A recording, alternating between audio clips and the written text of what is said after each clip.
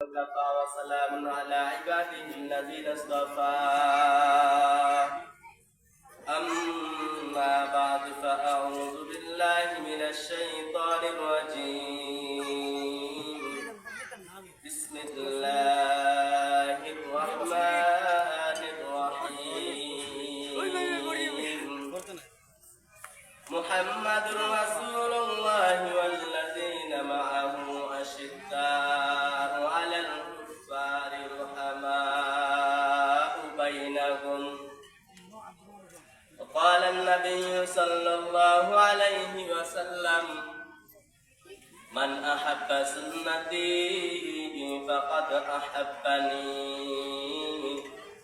ومن أحبني كان معي في الجنة وكما قال سيدنا رسول الله صلى الله عليه وسلم صلى الله على سيدنا ومولانا محمد وعلى آله وأصحابه وسلم لا إله إلا الله لا إله إلا الله لا إله إلا الله أسمع من غير الله فازر مازر غير الله درجة درجة غير الله لا إله إلا الله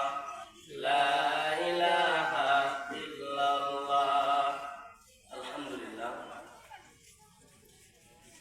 ঐতিহ্যবাহী জামিয়া তালিমুল কোরআন মাদ্রাসা ও বাজার মসজিদের উদ্যোগে আজ 23 জানুয়ারি রোজ শুক্রবার 2025 ইংরেজি আমরা রব্বে কারীমের দরবারে শুকরিয়া আদায় করি যে রব্বুল আলামিন আমাদেরকে দুনিয়ার সমস্ত ঝামেলা থেকে ফারেক করে এই রহমতে বরকতে নুরানি মজলিসে আসারে বসার তৌফিক প্রদান করেছেন সেই রব্বে কারীমের দরবারে কালিমাতুর শুকর আদায় করি আলহামদুলিল্লাহ। কোনো মানুষ ইচ্ছা করলেই নেকের কাজ করতে পারে না, কোনো মানুষ ইচ্ছা করলেই সওয়াবের কাজ করতে পারে না। নেকের কাজ করা, সওয়াবের কাজ করা এটা আল্লাহ তাআলার একটি তৌফিকের বিষয়। কোনো মানুষ যদি তৌফিক প্রাপ্ত যদি না হয় সওয়াবের কাজ করার জন্য, তাহলে সে টাকার গরমে গায়ের জুড়ে সে নেকের কাজ করতে পারে না, সওয়াবের কাজ করতে পারে না। এই জন্য আমরা যারা এখানে আসছি বসছি বুঝতে হবে আমরা আল্লাহ তাআলার পক্ষ থেকে তৌফিক প্রাপ্ত হয়েছি। অনেক ভূমিকা না দিয়ে আমি আমার অগুছালো কয়েকটি কথা আমি আপনাদের সম্মুখে উপস্থাপন করবো, যদি আল্লাহ তাআলা তৌফিক দান করেন। মা তাওফিক ইল্লা বিল্লাহ। আমার পঠিত আয়াত এবং হাদিস যে বিষয়টার উপরে আমি আলোচনা করতে চাই সেই বিষয়টি হচ্ছে শানে রিসালাত বিষয়, অর্থাৎ নবীজি সাল্লাল্লাহু আলাইহি ওয়াসাল্লামের জীবনাচার, নবীজির নবুয়ত, এই সমস্ত বিষয়ে কিছু কথা বলবো। আমাদের নবী হচ্ছেন সর্বশ্রেষ্ঠ নবী, সর্বশ্রেষ্ঠ মহান মানব। তিনি সর্বশেষ নবী, তারপরে কোনো নবী এবং রাসূল আসবেন না। আমাদের নবী হযরত মুহাম্মদুর রাসূলুল্লাহ সাল্লাল্লাহু আলাইহি ওয়াসাল্লাম কেমন মহামানব। আম্মা জান আয়েশা বলেন নবীজি বাথরুমে প্রবেশ করলেন বাথরুম করার জন্য। আম্মা জান আয়েশা বলেন নবীজি যখন বাথরুম থেকে বের হয়ে আসলেন বাথরুম করে, আমি আয়েশা এরপর ওই বাথরুমে প্রবেশ করলাম। প্রবেশ করে গিয়ে দেখি নবীজি যে বাথরুম করেছেন এর কোনো নিশানা বা চিহ্ন নাই। আম্মা জান আয়েশা বলেন আমি বাথরুম থেকে বের হয়ে আমি নবীজিকে জিজ্ঞাসা করলাম, ইয়া রাসূলুল্লাহ, ইয়া হাবিবাল্লাহ, আপনি বাথরুমের মধ্যে প্রবেশ করছেন, আপনি কি বাথরুম করেন নাই? নবীজি বললেন অবশ্যই বাথরুম করেছি। আম্মা জান আয়েশা বলেন, ইয়া রাসূলুল্লাহ, আপনি যদি বাথরুম করেই থাকেন তাহলে তো আপনি বাথরুম করেছেন এমন কোনো নিশানা বা চিহ্ন আমি পাইলাম না। তখন আল্লাহ নবী বলেন, ও আয়েশা, আমি নবীজির বাথরুম করা দুনিয়ার সমস্ত মানুষের বাথরুম করার মতো নয়। আমি নবীজির বাথরুমটাকে বক্ষণ করার জন্য আল্লাহর এই জমিন সবসময় প্রস্তুত হয়ে থাকে। বলেন সুবহানাল্লাহ। যেই নবীজির প্রস্রাব পায়খানা মলমূত্র বক্ষণ করার জন্য যেই জমিন প্রস্তুত থাকতো, সেই নবীজির উম্মত হিসাবে আমাদেরকে কবুল করেছেন আলহামদুলিল্লাহ। অন্যান্য নবীগণ আমাদের নবীর উম্মত হওয়ার জন্য আল্লাহ তাআলার কাছে প্রার্থনা করেছেন, বিনা দরখাস্তে মায়া করিয়া সেই নবীজির উম্মত আমাদেরকে বানাইছেন আলহামদুলিল্লাহ। আমরা নবীজির প্রত্যেকটি সুন্নতকে আমরা আমল করব। নবীজির প্রত্যেকটি সুন্নতকে সাহাবায়ে কেরাম পালন করতে তারা সব সময় ছিলেন প্রস্তুত। নবীজিকে জীবনের হর লাইনে তারা ফলো করেছেন। ফলো করেছেন হযরতে আবু বকর রাদিয়াল্লাহু তাআলা আনহু, ফলো করার মতো করেছেন হযরতে ফারুক আজম উমরে ফারুক রাদিয়াল্লাহু তাআলা আনহু। আমরাও যদি নবীজিকে যেভাবে সাহাবায়ে কেরাম ফলো করতেন সেভাবে যদি আমরাও যদি ফলো করতে পারি, তাহলে সাহাবায়ে কেরামদেরকে জিহাদের ময়দানে, যুদ্ধের ময়দানে আল্লাহ তাআলার পক্ষ থেকে যেভাবে গায়বী সাহায্য এসেছিল, আমরাও যদি এখনো যদি ওই নবীজির আদর্শকে, সুন্নতকে যদি ফলো করতে পারি, ঠিক মতো যদি আদায় করতে পারি, তাহলে ওই আল্লাহ তো এখনো আছেন। যে আল্লাহ জিহাদের ময়দানে সাহাবায়ে কেরামদেরকে ফেরেশতা দিয়ে সাহায্য করেছেন, ওই আল্লাহ আমাদেরকেও সাহায্য করতে পারতেন, কিন্তু সাহায্য করেন না কেন? আমরা নবীজির সুন্নত, আচার আচরণ থেকে আমরা বহু দূরে সরে গিয়েছি। এর কারণে কেমন ভাবে সাহাবায়ে কেরাম নবীজির আদর্শ পালনে প্রস্তুত ছিলেন, আমি একটি ঘটনা বলি। হিজরতের যখন হুকুম হয়ে যায়, আল্লাহ নবী সমস্ত সাহাবায়ে কেরামদেরকে অর্ডার করলেন, আমার সাহাবায়ে কেরাম তোমরা হিজরত করে মদিনায় যাও। আবু বকর বলে, ও পয়গম্বর, আপনিও যদি আমাকে অর্ডার দেন আমিও হিজরত করে মদিনায় যাব। আল্লাহ নবী বলেন, আবু বকর থাকো, তোমাকে হিজরতের রাতের সাথী বানাইয়া তোমাকে মদিনায় নিয়ে যাব। আল্লাহ নবী হিজরতের রাত্রে আবু বকরের বাড়ির ভিতরে যাইয়া পুত্র সুরে একটি ডাক দিলেন, আবু বকর লাব্বাইক ইয়া রাসূলুল্লাহ। আল্লাহ নবী বলেন, আবু বকর গভীর রাত্রে আইসা হঠাৎ তোমার দরওয়াজার সামনে পুত্র সুরে একটি ডাক দিলাম, তুমি কিভাবে আমার প্রথম ডাকে সাড়া দিয়া বের হলা? আবু বকর বলে, ও পয়গম্বর, বহু আগে আপনি আমার কানের গোড়ায় আওয়াজ দিয়েছিলেন হিজরতের রাত্রে সাথী হব। ওই রাত থেকে আমি আবু বকর বিছানার সাথে আজ পর্যন্ত পিঠটা লাগায় ঘুমাই নাই।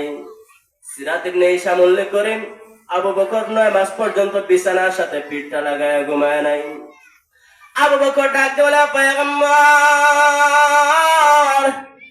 শুধু যে আমি ঘুমাই নাই বিষয়টা এমন নয়, আমার মেয়ে আসমা নাস্তা বানায় রেডি থাকতো, কখন আপনি আসবেন আর আপনার হাতের মধ্যে নাস্তা তুলে দিবে। ও পয়গম্বর, শুধু যে আমার মেয়ে আসমা ঘুমায় না বিষয়টা এমন নয়, ওই কুঠিরের পাশের দিকে তাকায় দেখে আমার একটি বাহন যন্ত্র আছে, বাহন যন্ত্রটা পর্যন্ত ঘুমায় না। আপনি কখন আসবেন আর আপনাকে নিয়ে মদিনার দিকে রওনা হবে। ও মুসলমান ইমানদার আল্লাহর গোলাম, আল্লাহর নবীর জন্য জান দে সাহাবায়ে কেরাম, আল্লাহর নবীর জন্য জান দে মহিলার দল। আল্লাহর নবী জিহাদের ময়দানে অবতরণ করছেন, এমন সময় মহিলা তার দুধের বাচ্চা নিয়ে আল্লাহর নবীর সামনে ডাক দিয়ে বলে, পয়গম্বর আপনি আমার দুধের বাচ্চা নিয়ে যান, জিহাদের ময়দানে ব্যবহার করবেন। আল্লাহর নবী ডাক দিয়ে বলে, ও বলে মা, তোমার দুধের বাচ্চা দিছো, দুধের বাচ্চা কি জিহাদে করতে পারবে, কি জিহাদের ময়দানে কি কোনো কাজে আসবে? মহিলা ডাক দিয়ে বলে, পয়গম্বর জিহাদের ময়দানে যখন কাফের বেঈমানেরা যখন আপনার দিকে তীর নিক্ষেপ করতে চাইবে, তখন আপনি আমার সন্তানকে কাফের বেঈমানদের তীরের সামনে ডাল হিসাবে ব্যবহার করবেন। আমার সন্তানের কারণে আপনার গায়ে কোনো তীরবিদ্ধ হবে না। ও পয়গম্বর, কিয়ামতের ময়দানে আল্লাহ যদি জিজ্ঞাসা করে, মহিলার দল আমার দরবারে নাজাতের কি আমল নিয়ে আসছে, কোন আমল দেখাও, তখন এমন কোন আমল নাই যে আমল দেন নাজাত পাবো। ও পয়গম্বর, তবে এতটুকু বলতে পারবো যে আল্লাহ দুনিয়াতে তোমার নবীর আদর্শকে বাস্তবায়ন করার জন্য আমার সন্তান আমি জিহাদের ময়দানে দান করেছিলাম। ও মুসলমান ইমানদার, মহিলারা তাদের সন্তান দিয়ে জিহাদের ময়দানে নবীজিকে সাহায্য করেছিলেন। কাসিরুল মালাইকা বলা হয় হযরত হানজালা রাদিয়াল্লাহু তাআলা আনহু। মুসান্নাফ আবি শায়বার মধ্যে উল্লেখ করা হয়, আল্লামা শামসুদ্দিন আয-যাহাবী রাহিমাহুল্লাহ ওনার কিতাবের মধ্যে উল্লেখ করেছেন, আল্লাহর নবীর একজন প্রিয় সাহাবী ছিলেন হযরত হানজালা রাদিয়াল্লাহু তাআলা আনহু, যার উপাধি ছিল কাসিরুল মালাইকা। হযরত হানজালা রাদিয়াল্লাহু তাআলা আনহু নতুন বিবাহ করছে। নতুন বিবাহের রাত্রে, ফুলসজ্জার রাত্রে ফরজ গোসল হয়ে গেছে। হানজালা রাদিয়াল্লাহু তাআলা আনহু নতুন রাত্রে গোসল করার জন্য পানির ধারে গিয়েছেন। এমন সময় হঠাৎ জানি গভীর রাত কে যেন এসে আওয়াজ দিয়েছে, আল্লাহর নবী আর করে নাই, আল্লাহর নবী জিহাদের ময়দানে অবতরণ করছে। কে আছো নবীর আশিক, আল্লাহর নবীর কাতারে দাঁড়াইবা। হানজালা রাদিয়াল্লাহু তাআলা আনহু চিন্তা করেন, আমার নবী জিহাদের ময়দানে অবতরণ করছে, আর অপরদিকে আমার ফরজ গোসল করতে হবে। আমি ফরজ গোসল করব না আল্লাহর নবীর কাতারে যাইয়া দাঁড়াবো? হানজালা চিন্তা করলেন, না আর গোসল হবে না, গোসল হবে না। হানজালা বলে আর গোসল হবে না, আল্লাহর নবী জিহাদের ময়দানে অবতরণ করছে, আমি হানজালা ও বেঁচে থেকে আর কোনো লাভ নাই। আশেক কাকে বলে? এরকম হলো আশেক। আশেক হবে রা দাঁড়ায় শাহিন শাহেদু আলম, আশেক হবে রা দাঁড়ায় শাহিন শাহেদু আলম, সুন্নতি কি पैरवी करते हूँ हर जहर दम, सुन्नत की पैरवी करते हूँ हर जहर दम। আল্লাহ নবীর সাহাবী হানজালা বলে আর গোসল হবে না। একথা বলে গোসল না কইরা লঙ্গি নিয়া বাড়ির দরওয়াজা ডাক দিয়ে বলে, স্ত্রী গো লঙ্গি নে তোর বাড়ি দিয়ে, আমার নবী নাকি জিহাদের ময়দানে অবতরণ করছে, আমি হানজালার বেঁচে থেকে কোনো লাভ নাই। হানজালার স্ত্রী ডাক দিয়ে বলে, স্বামী গো আমি হলাম আরবের একজন সুরসী রূপসী মহিলা, নতুন বিবাহ হয়েছে, আপনার সঙ্গে পরিচয় পর্ব পরিপূর্ণভাবে হয় নাই, একটাবার আপনার চেহারাটা দেখা যান, যাতে কিয়ামতের ময়দানে আমি আপনাকে চিনতে পারি। হানজালা বলে, ও স্ত্রী গো আল্লাহ যদি কবুল করেন আল্লাহ নিজেই পরিচয় করে দেবেন, আর বিবি আর দেখা হবে না। একথা বলে হানজালা তরবারি নিয়ে দৌড়ায়, হাজার হাজার কাফির বেঈমান নিধন করে হানজালা নিজে শাহাদাত বরণ করলো। ও মুসলমান ইমানদার, দেখেন সাহাবায়ে কেরাম কিভাবে পয়গম্বরের জন্য জান দেয়।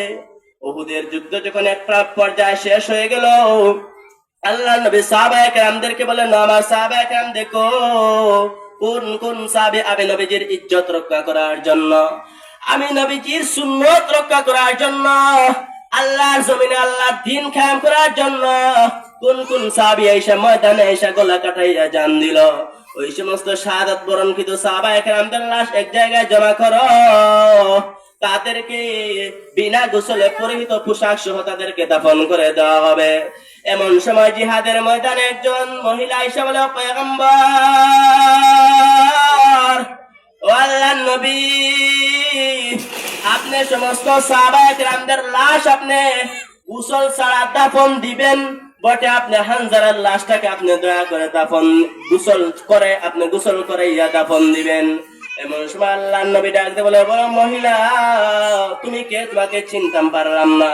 শরীয়তের বিধান হইল যে শাহাদাত বরণ করবে, শহীদ হবে, তার গোসল দিতে নাই, রক্তাক্ত শরীর সহ তাকে দাফন করে দেয়া। ও মহিলা তুমি কে? চিনতাম পারলাম না, আমার সাহাবী হানজালা তো শহীদ হয়েছে, বিধান অনুযায়ী তাকে তো বিনা গোসলে দাফন করে দেওয়ার কথা, তুমি কেন গোসল দেওয়ার কথা কেন বলছো? তখন ওই মহিলা চোখের পানি সারে আর কাঁদে আর বলে, পয়গম্বর আমি আপনার আদরের সাহাবী হানজালার একজন স্ত্রী, ওই ফুলসজ্জার রাত্রে ফরজ গোসল হয়ে গিয়েছিল, আর বলেছিল আল্লাহর নবী যদি জিহাদের ময়দানে যদি অবতরণ করে আমি হানজালা গোসল করে আর কোনো লাভ নাই, আমি হানজালা ওই জিহাদের ময়দানে অবতরণ করব। এমন কথা বইলা হানজালা নিজে জিহাদের ময়দানে শাহাদাত বরণ করছে, দয়া করে হানজালার লাশটাকে আপনি গোসল করে দাফন দিবেন।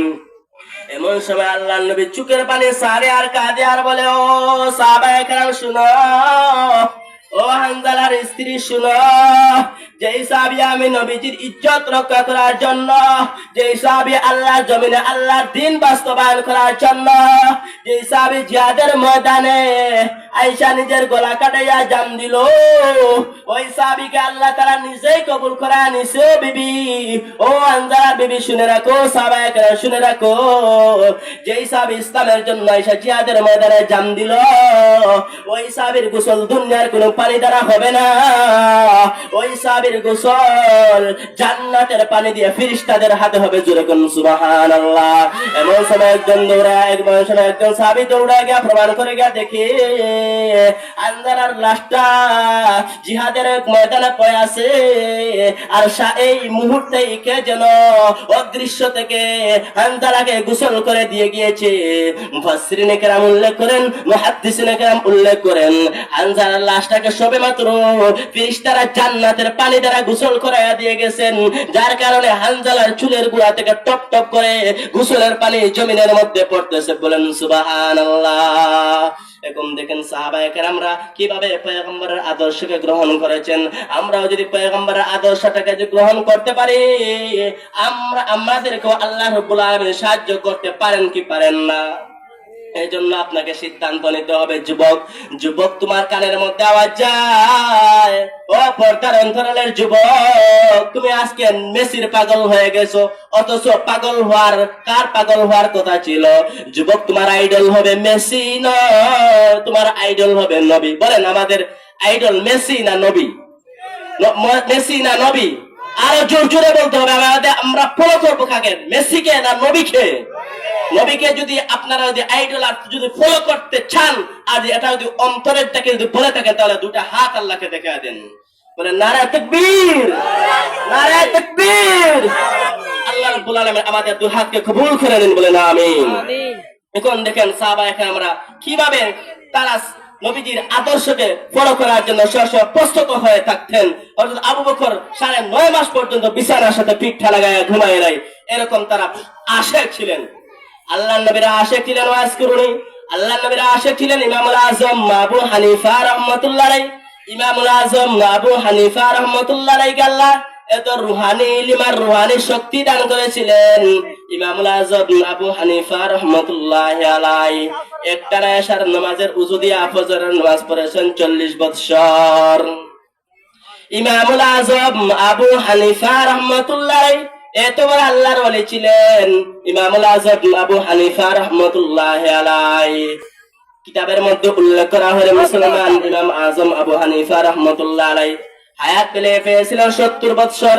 70 বৎসর হায়াতের মধ্যে আল্লাহর কোরআনকে 7000 বার খতম করেছেন। ইমামুল আজম আবু হানিফা রাহমাতুল্লাহ আলাইহি যেই জায়গায় ইন্তেকাল করেছেন, ওই জায়গা দাঁড়াইয়া মরণের আগে 1000 বার পবিত্র কোরআনকে খতম করেছেন। পরওয়ানার মধ্যে উল্লেখ করা হয়, ইমামুল আজম আবু হানিফা রাহমাতুল্লাহ আলাইহি আল্লাহকে 100 বার স্বপ্নে দেখেছেন। জোরে কোন সুবহানাল্লাহ। লাকাদ জানাল বিলাদা ওয়া মান আলাইহা ইমামুল মুসলিমিনা আবু হানিফা বুদ ইমামে বাসফা আসরাজে উম্মতানে মুস্তাফা। ইমামুল আজম আবু হানিফার কথা বলছিলাম। আমাদের মাযহাবের ইমাম হলেন ইমামুল আজম আবু হানিফা রাহমাতুল্লাহ আলাইহি। 2 নম্বরের ইমাম ছিলেন ইমাম শাফিঈ রাহমাতুল্লাহ আলাইহি। ইমাম শাফিঈ রাহমাতুল্লাহ আলাইহি সুবহানাল্লাহ বলার জন্য রেডি হন। ইমাম শাফিঈ রাহমাতুল্লাহ আলাইহি ওনার মূল নাম হলো ইদ্রিস, পিতার নাম ওনার মূল নাম হচ্ছে মুহাম্মদ, পিতার নাম ইদ্রিস। তাকে বলা হয় মুহাম্মদ ইবনে ইদ্রিস আশ-শাফিঈ। ইমাম শাফিঈ রাহমাতুল্লাহ আলাইহি বৃদ্ধ বয়সে প্রতি রাত্রে নফল নামাজ পড়তেন 200 রাকাত। আপনারা সুবহানাল্লাহর পাঠে মনে হয় যে আপনারা 300 রাকাত মনে পড়েন, বলেন সুবহানাল্লাহ। ইমামে মালিক রাহমাতুল্লাহ আলাইহি যার জন্ম হয়েছে 93 বা 94 হিজরি। ইমামু দারিল হিজরা ইমাম মালিক, মদিনার ইমাম মালিক রাহমাতুল্লাহ আলাইহি যখন রাস্তা দিকে হাঁটতেন, মদিনায় বসবাস করতেন। এত বড় আল্লাহর ওলি ছিলেন, মদিনায় চলাকালীন সময়ে পায়ের মধ্যে জুতা দিতেন না। জিজ্ঞাসা করা হয়, রে মালিক, মদিনার মধ্যে চলো, মদিনার মধ্যে ফিরো, মদিনার মধ্যে হাঁটো, কেন পায়ের মধ্যে জুতা দেও না? ইমাম মালিক চোখের পানি সাড়ে আর কাঁদে আর বলো, ভাই গো, এই মদিনা মদিনার জমিনে আমার নবী চলাফেরা করছে, ওই মদিনার জমিনে আমার নবী হাঁটছেন, চলছেন, ফিরছেন। এই মদিনার জমিনে যদি আমি মালিক যদি জুতা পায়ে দিয়ে যদি হাঁটি, কোন সময় না জানি কোন দুলা আমার নবীজির পায়ে লাগছে, আর ওই দুলা যদি আমি মালিকের জুতার মধ্যে যদি লাগা যায়, এর মতো বেয়াদবি আমি আর অন্য কোনো কিছুকেই মনে করি না। ইমামে আহমদ ইবনুল হাম্বল রহমতুল্লাহ আলাই এত বড় আল্লাহর ওলি ছিলেন, এত জহিন ব্যক্তি ছিলেন। আহমদ ইবনুল হাম্বল রহমতুল্লাহ আলাই 10 লক্ষ হাদিসের হাফেজ ছিলেন। শামসুদ্দিন আয-যাহাবী ওনার কিতাবে উল্লেখ করেছেন আহমদ ইবনুল হাম্বল রাহিমাহুল্লাহ 10 লক্ষ হাদিসের হাফেজ ছিলেন। যেরকম সুবহানাল্লাহ, এত মেধাবী মানুষ ছিলেন আহমদ ইবনুল হাম্বল রহমতুল্লাহ আলাই।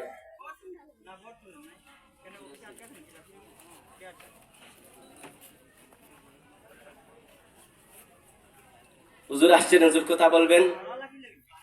আমার কয়েকটি কথা বলে আমি শেষ করছি, 2-3 মিনিটের ভিতরে ইনশাআল্লাহ হুজুরের বয়ান হবে। আমি বলেছিলাম নবীজির সুন্নতের কথা, নবীজির জন্য জান দিতে প্রস্তুত ছিলেন সাহাবায়ে কেরাম, সবসময় তারা পাগল পারা হয়ে থাকতেন নবীজির জন্য, সত্যবাদিতা, হৃদ্যতাপূর্ণ আচরণে সব জায়গায়। এজন্য আপনাদের কাছে আমার আবদার হলো, আপনি স্কুলে পড়েন, মাদ্রাসা পড়েন, যেই লাইনে পড়েন, আপনি হর লাইনে আপনি নবীজির সুন্নতকে ফলো করবেন। আপনি মাদ্রাসা ভর্তি হয়ে মৌলানা হয়ে যাও, আপনার উপরে ফরজ নাই। আপনি মাদ্রাসা ভর্তি হয়ে আপনি শাইখুল হাদিস আর মুফতি হয়ে যাও, আমি এই কথা কখনো বলিনি, আমাদের কোন হুজুররা বলেন নাই। আমাদের হুজুররা বরং এই কথা বলেন, আলেম কাফি এনাফ, আর প্রয়োজন নাই।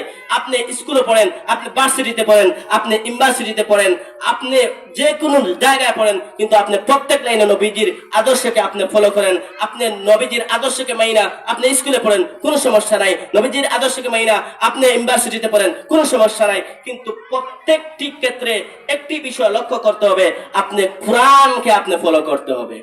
কাকে ফলো করতে হবে? কোরআনকে।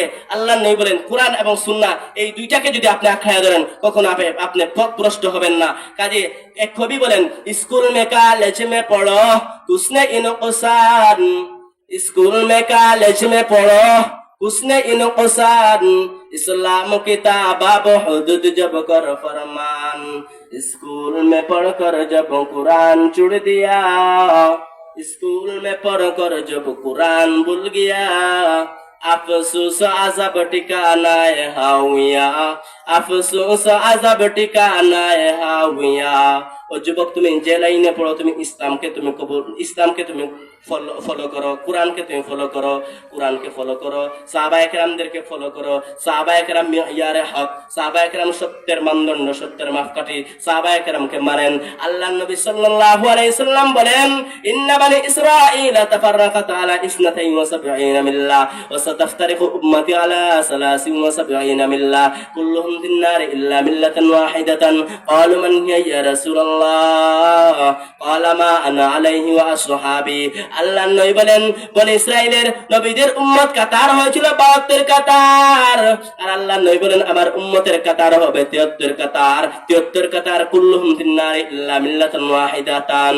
73 কাতারের মধ্যে 72 কাতার জাহান্নামী আর একদল জান্নাতি। ইলা ইয়া রাসূলুল্লাহ মানহুম? সাহাবায়ে কেরাম বললেন, ইয়া রাসূলুল্লাহ, ইয়া হাবিবাল্লাহ, ওই যে একটা দল জান্নাতি, ওই দল কারা?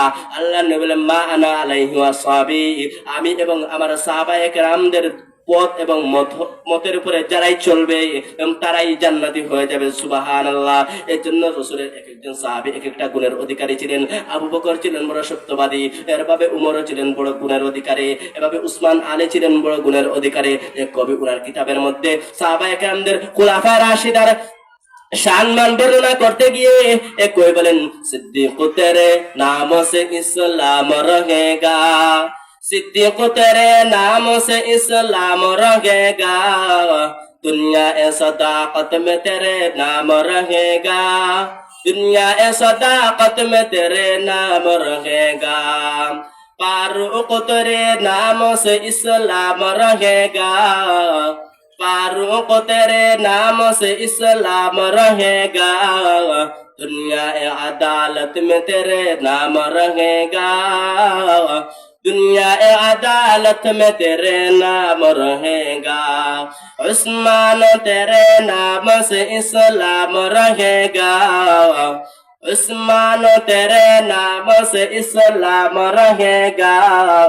दुनिया सखावत में तेरे नाम रहेगा, दुनिया सखावत में तेरे नाम रहेगा, हैदर तेरे नाम से इस्लाम रहेगा, हैदर तेरे नाम से इस्लाम रहेगा, दुनिया शजाअत में तेरे नाम रहेगा, दुनिया शजाअत में तेरे नाम रहेगा। তবে কবি সুন্দর করে চারজন খুলাফা রাশিদা খুলাফা আরবার খুব চমৎকার ভাবে চমৎকার ভঙ্গিতে সাহাবায়ে কেরামদের সম্মান বর্ণনা করেছেন। এক মুহাদ্দিস ইবনুল আসির রাহিমাহুল্লাহ ভাষ্যমতে আস-সাহাবাতু কুল্লুহুম উদুলুন, সমস্ত সাহাবায়ে কেরাম হচ্ছেন সত্যতার মানদণ্ডে উত্তীর্ণ। সমস্ত সাহাবায়ে কেরাম আল্লাহর নবীর আশিক ছিলেন। সাহাবায়ে কেরামদের মতো যদি আমরা রাসূলকে যদি ফলো করতে পারি, রাসূলকে যদি মানতে পারি, অবশ্যই আমাদের জীবনের মধ্যে কামিয়াবি আসবে। সাহাবায়ে কেরামেরা যেভাবে রাসূলকে ফলো করেছেন উহুদের ময়দানে, সাহাবায়ে কেরামেরা যেভাবে রাসূলকে ফলো করেছেন এই জিহাদের ময়দানে, ওই বদরের ময়দানে সাহাবায়ে কেরামরা দৃঢ় ঈমান আমল নিয়ে তারা সাহাবায়ে কেরাম 100 কাফেরদের বিরুদ্ধে মাত্র 313 জন মতান্তরে 7, 8, 11 পর্যন্ত বর্ণিত হয়েছে, যদিও 313 উল্লেখ আছে। এভাবে সাহাবায়ে কেরামরা তারা ঈমান নিয়ে তারা জিহাদের ময়দানে ছিলেন, যার কারণে আল্লাহ রাব্বুল আলামিন তাদের ঈমানের পরীক্ষায় তারা উত্তীর্ণ হওয়ার কারণে ফেরেশতা দিয়ে তাদেরকে সাহায্য করেছিলেন। আমরাও যদি নবীজির আদর্শ সাহাবায়ে কেরামের মতো যদি ফলো করতে পারি, সেই আল্লাহ এখন আছে না নাই, যে আল্লাহ সাহাবায়ে কেরামদেরকে সাহায্য করেছিলেন জিহাদের ময়দানে ফেরেশতা পাঠিয়ে, ওই আল্লাহ আমাদেরকে এখনো সাহায্য করবেন যদি আমরা সাহাবায়ে কেরামদের মতো যদি ঈমান যদি আমরা গঠন করতে পারি। আল্লাহ রাব্বুল আলামিন ভালো একজন আল্লাহ ওয়ালাদের কাছে আমাদেরকে যাইয়া আমলটাকে পরিশুদ্ধ করিয়া সবাইকে কবরের মধ্যে যাওয়ার তৌফিক দান করেন, বলেন আমিন। আমার পক্ষ থেকে এবং শয়তানের পক্ষ থেকে যত ভুল, আমার ভুলকে ক্ষমা সুন্দর দৃষ্টিতে দেখে আল্লাহ তাআলা শুদ্ধর উপরে করে আমরা আমল করতে পারি। বক্তা শ্রোতা সবাইকে আল্লাহ রাব্বুল আলামিন আমল করার তৌফিক দান করেন, বলেন আমিন। ওমা আলাইনা ইল্লাল বালাগ। আসসালামু আলাইকুম ওয়া রাহমাতুল্লাহি ওয়া বারাকাতুহু।